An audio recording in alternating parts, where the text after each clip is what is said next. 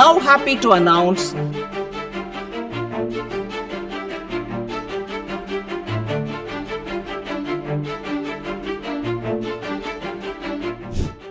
वित्त मंत्री निर्मला सीतारमण ने शनिवार को 8वीं बार केंद्रीय बजट पेश किया। इस दौरान उन्होंने कई बड़े ऐलान किए हैं। सरकार ने किसान क्रेडिट कार्ड की लिमिट को 3 लाख से बढ़ाकर 5 लाख रुपए कर दिया है। सरकार ने किसानों और युवाओं का बजट में खासा ध्यान रखा है। वहीं बिहार में चुनावी साल को देखते हुए मोदी सरकार ने नीतीश सरकार की झोली भर दी है। इस बजट में बिहार को बम बम कर दिया गया है। इनमें मखाना उत्पादन से जुड़े अलग बोर्ड के अलावा पटना IIT का विस्तार भी शामिल है।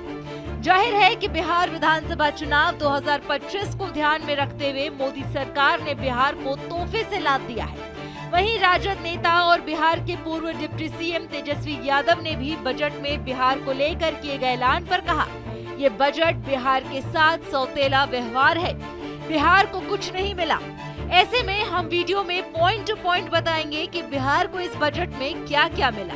लेकिन उससे पहले इस बजट को लेकर केंद्रीय मंत्री गिरिराज सिंह, सांसद संजय झा और बिहार के अन्य नेताओं ने क्या कुछ कहा, वो सुनाते हैं। जो आज का बजट है, बिहार के साथ कहीं ना कहीं से खिलवाड़ किया जा रहा है, सौतेला व्यवहार किया जा रहा है।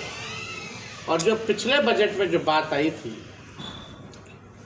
उसी को दोहराने की बात इन लोगों ने किया है। ये बजट मेरा मानना है गांव, ग्रामीण और गरीब विरोधी बजट भारत सरकार ने पेश किया है और बिहार को कोई लाभ जो है नहीं मिल रहा है।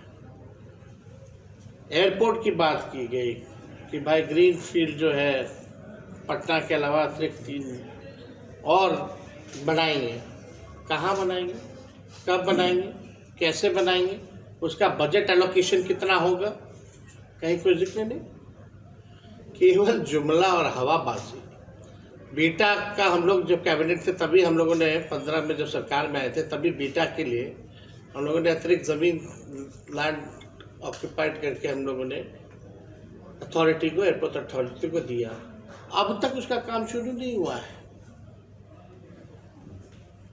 तो ये केवल जुमलेबाजी। प्रधानमंत्री ने अगर पूर्वांचलियों के लिए फूड प्रोसेसिंग के ट्रेनिंग की बात की है, सेंटर की बात, तो बिहार में कौन गुनाह किया? बिहारियों से नफरत है क्या? उड़ान चला, कहा था हवाई चप्पल से हवाई जहाज तक। आज दरभंगा सर्किट में जो हमारे सबसे ज्यादा रेवेन्यू देता है, क्योंकि हमारे बिहार के लोग मजदूरी करने जाते हैं, वहां से आते हैं वो हवाई जहाज से। आपको उनसे चीर है मजदूरों से क्या?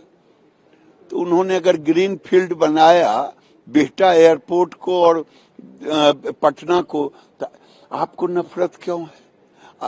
अगर उन्होंने ITI को विकसित करने की बात की तो नफरत क्यों है? ये मैं समझता हूं ये मानसिकता का दोष है।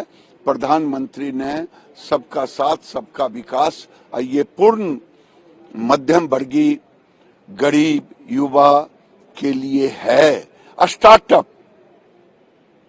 बिहार के भी स्टार्टअप हैं।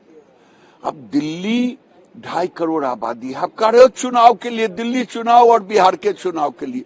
अच्छा मान लिया जाए है ही, तो बिहार के लोगों से नफरत है क्या आपको? दिल्ली के लोगों से नफरत है क्या? ये मानसिकता विपक्ष का, कांग्रेस का और विपक्ष का मानसिकता का दोष है। बिहार के लिए सबसे बड़ा तो अनाउंसमेंट ये है कि एक ग्रीनफील्ड एयरपोर्ट आएगा, इंटरनेशनल एयरपोर्ट एक बड़ा अनाउंसमेंट है।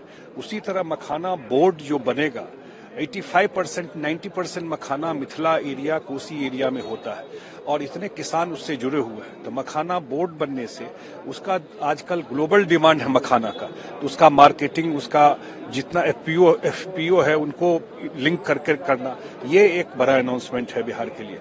वेस्टर्न कोसी इरिगेशन सिस्टम, पश्चिमी कोसी नहर, पूरा मिथिला एरिया का कितना लॉन्ग पेंडिंग डिमांड था, उसके लिए वित्त मंत्री जी ने अनाउंसमेंट किया है। फिर आपको एक फूड प्रोसेसिंग के लिए जो इंस्टीट्यूट बनाने का अनाउंसमेंट हुआ है। तो ओवरऑल मुझे लगता है आज जो IIT पटना का एक्सपेंशन के लिए बात हुई है, तो तो ओवरऑल बिहार के लिए बहुत ही सुखद है। अब डिटेल हम लोग और देखेंगे। अब आपको ग्राफिक्स के जरिए बताते हैं कि बिहार को बजट में क्या क्या मिला। बिहार में मखाना बोर्ड स्थापना। मोदी सरकार ने मिथिलांचल की शान मखाना के किसानों को सबसे बड़ा तोहफा दिया है। बिहार में मखाना उत्पादन, बिक्री और प्रसंस्करण को बढ़ाने के लिए राज्य में मखाना बोर्ड ही स्थापित किया जाएगा। IIT पटना का विस्तार। बिहटा में जो IIT है उसका पटना में विस्तार किया जाएगा। अब IIT को और बढ़ाने से प्रतिभाओं को बेहतर और ज्यादा मौके मिलेंगे। राजधानी पटना से 35 किलोमीटर के बाद ही बिहटा में करीब 501 एकड़ जमीन पर IIT स्थापित है। इसे 2008 में शुरू किया गया था। बिहार में निफ्ट बनाया जाएगा।